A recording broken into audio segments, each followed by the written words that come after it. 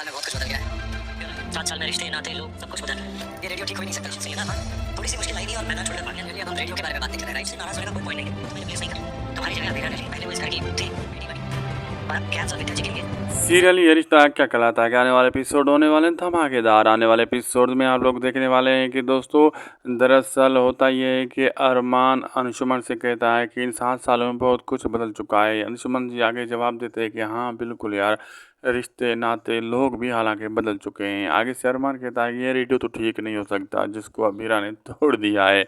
तो आगे से अंशुमन जी कहते हैं तुम यार जल्दबाजी करते हो हर चीज़ में, सब कुछ ठीक हो सकता है लेकिन तुमने थोड़ी मुसीबत देखी नहीं और पतली गली लेकर भाग जाते हो मैदान छोड़कर। आगे अरमान को थोड़ा गुस्सा आता है और कहता है कि मैं समझ रहा हूँ तुम किसी और चीज़ के बारे में इशारे से बात कर रहे हो और रेडियो के बारे में तो तुम बात नहीं कर रहे, किसी और चीज़ के बारे में मुझे बता रहे हो। तो आगे से अंशुमन कहते हैं यार मुझ पर गुस्सा क्यों होते हो, तुम्हारी जगह मैंने रिप्लेस नहीं की, तुम्हारी जगह बीरा ने ले ली है इन 7 सालों में। वो पहले बहू थी इस घर की, अब वो बेटी बन चुकी है। विद्या और दादी सा का एक बहुत बड़ा सहारा बन चुकी है।